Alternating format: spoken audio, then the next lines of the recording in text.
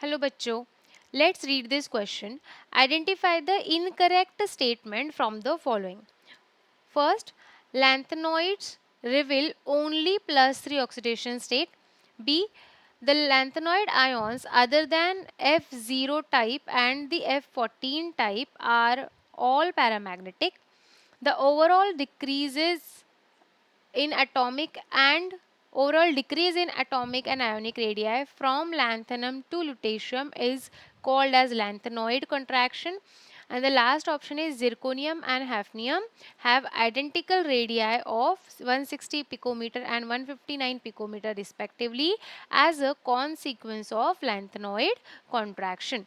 Okay तो एक एक स्टेटमेंट हम अच्छे से समझेंगे और सबसे पहले तो इसका की कॉन्सेप्ट समझ लेते हैं. डेफिनेटली आप सारे ऑप्शंस को अगर अच्छे से रीड करते हो तो आपको समझ में आ गया होगा कि ये जो की कॉन्सेप्ट है यहाँ पर सारे ऑप्शंस रिलेटेड है किससे, लैंथनॉइड सीरीज से. राइट, लैंथनॉइड जो हमारी सीरीज होती है एफ ब्लॉक एलिमेंट्स, है ना, एफ ब्लॉक एलिमेंट्स की जो हमारी पहली सीरीज होती है, राइट, जिसके एटम्स 57 टू 71 एटॉमिक नंबर तक रहते हैं, है ना.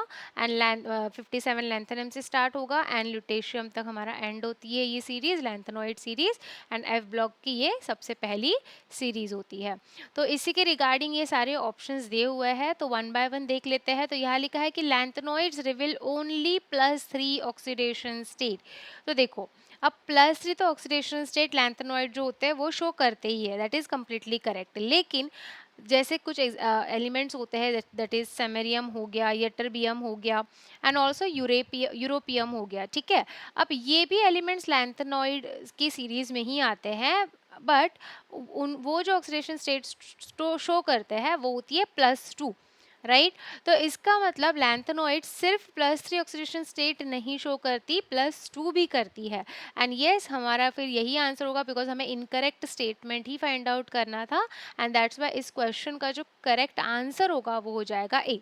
राइट, हम बाकी के तीन ऑप्शंस एक बार रीड कर लेते हैं. सो सेकंड लिखा है lanthanoid ions other than F0 type and F14 type are all paramagnetic. ये कंप्लीटली करेक्ट स्टेटमेंट है स्टूडेंट्स, कि जो हमारे लैंथेनॉइड आयंस है जो F0 और F14 को छोड़ के वो सारे पैरामैग्नेटिक होते हैं.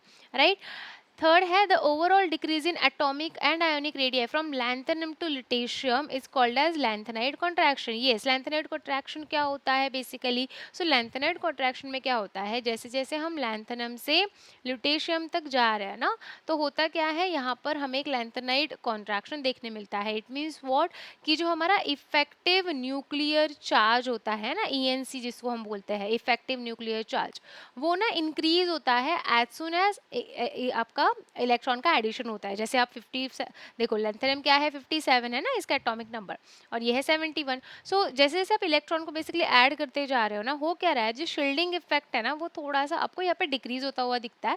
एंड उसके डिक्रीजिंग की वजह से होता क्या है, जो इफेक्टिव न्यूक्लियर चार्ज होता है, इसका मतलब जो ओवरऑल न्यूक्लियर का चार्ज होता है वो इंक्रीज होता है.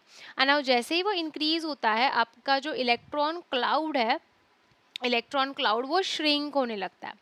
ओके, इलेक्ट्रॉन क्लाउड जो होता है ना वो श्रिंक होने लगता है ना. वो श्रिंक होता है, इसका मतलब जो हमारा एटम का साइज है वो डिक्रीज होता है. तो लैंथेनॉइड कॉन्ट्रैक्शन यही चीज होती है कि as soon as you are going from lanthanum to lutetium you will see the steady decrease in the atomic और आयोनिक रेडियाई.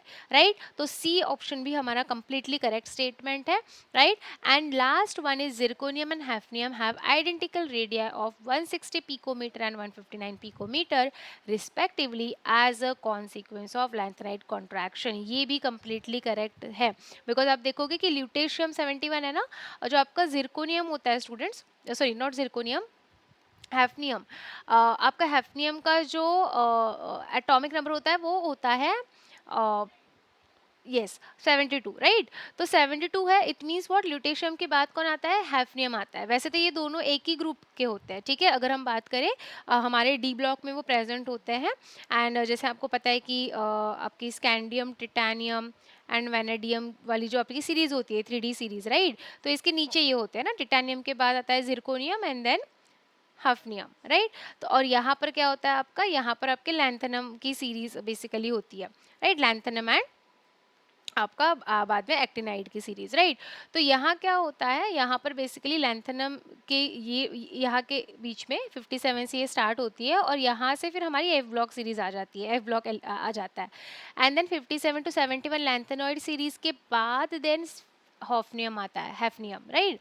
तो वो उसके बाद आ रहा है। तो बेसिकली क्या होता है, लैंथेनाइड कॉन्ट्रैक्शन का उसके ऊपर इफेक्ट होता है, बिकॉज वो जस्ट नेक्स्ट है लैंथेनॉइड सीरीज के, राइट। तो ये हमें बेसिकली देखने मिलता है, एंड दैट्स वाई एक्चुअल में अगर देखा जाए ना, तो ग्रुप के जो हम ये पढ़ते हैं, जो नेचर पढ़ते हैं, किस तरीके से जो ट्रेंड होता है, तो जैसे जैसे हम डाउन द ग्रुप आते हैं, साइज एक्चुअली इंक्रीज होनी चाहिए एटम की, राइट, बट वो इंक्रीज नहीं होती है यहाँ पर जिरकोनियम से हैफनियम जाते time. It is due to the lanthanoid contraction and hafnium की साइज, दैट्स वाई ऑलमोस्ट आप बोल सकते हो सेम रहती है। एज यू कैन सी कि 160 पिकोमीटर और 159 है, तो आइडेंटिकल होती है, सिमिलर होती है, राइट। एंड इसका रीजन लैंथेनॉइड कॉन्ट्रैक्शन ही होता है। So D is completely correct statement. So इस क्वेश्चन का हमारा आंसर जो हो जाएगा वो हो जाएगा ए।